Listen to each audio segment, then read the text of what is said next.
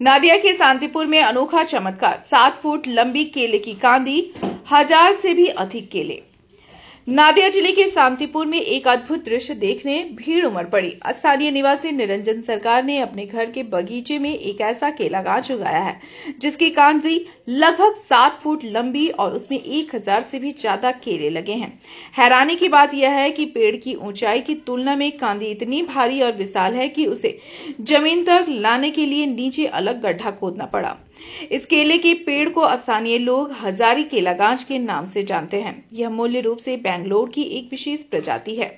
निरंजन सरकार के अनुसार फल लगने के बाद पिछले 8 महीनों से कांदी लगातार बढ़ रही है। लगभग 1 साल पहले लगाए गए इस पौधे ने अब हलचल मचा दी है।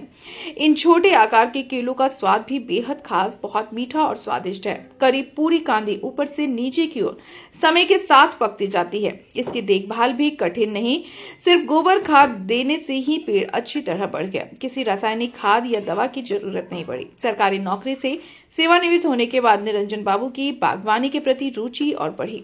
परिवार से सीखी पद्धतियों के आधार पर उन्होंने इस दुर्लभ केले के पेड़ की देखभाल की। अब पेड़ की जड़ों से नए पौधे निकलने भी शुरू हो गए हैं जो भविष्य में इसी तरह का उत्पादन देंगे। इस अनोखी केले की कांदी को देखने के लिए दूर दूर से लोग उनके घर पहुंच रहे हैं। कई लोग तस्वीर ले रहे हैं तो कुछ इस विशेष केले का स्वाद भी चख रहे हैं। कारोबार के उद्देश्य से इस किस्म की खेती करने के इच्छुक लोगों को निरंजन सरकार स्वयं इसकी चाराएं देने को तैयार है। दादा এটাকে কি গাছ, কি কলা গাছ? এটা হাজারি কলা। আচ্ছা, এই গাছের মানে বিশেষত এত বড় কলা তো আগে কোনোদিন তো দেখাই কোনোদিন দেখিনি, কিন্তু একটা শুনতে পেয়েছিলাম এই ধরনের গাছ আসে একটা প্রজন্ম, সেটা আমি এখান থেকে কালেকশন করেছি। হাজার থেকেই একজনে লাগিয়েছিলেন, সে রাখতে পারেনি, সেখান থেকে আমি 1 কেজি পরিমাণ একটা গাছ এনে সেটাকে তৈরি করেছি। তার বাড়িতে দেখেছিলেন কখনো? হ্যাঁ, বেরিয়েছিল। হ্যাঁ, এরকম বেরিয়েছিল। খাবার সৌভাগ্য হয়েছিল? কেমন খেতে? খাবার একদম, খাবার নাকি ভীষণ কড়া মিষ্টি, ছোট ছোটই হয়, প্রথম থেকে মাথার থেকে পাকতে থাকে, একদম নিচে পর্যন্ত যায়। কত বছর ধরে গাছের সঙ্গে যুক্ত রয়েছেন আপনি?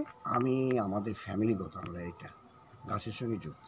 গাছ থেকে আমি অনেক রকম পরিচর্যা করি, যেমন আমার আগেও বেরিয়েছিল আনন্দবাজারে চন্দ্রমল্লিকা, আমার বিভিন্ন সিজন ফ্লাওয়ার বেরিয়েছিল, ওটা আমি নিজেই তৈরি করতাম। এমনকি আমি ডালিয়া করেছিলাম ওয়েস্ট বেঙ্গলের মধ্যে প্রায় সেরা, একদম 18 ইঞ্চি ছিল আর কি।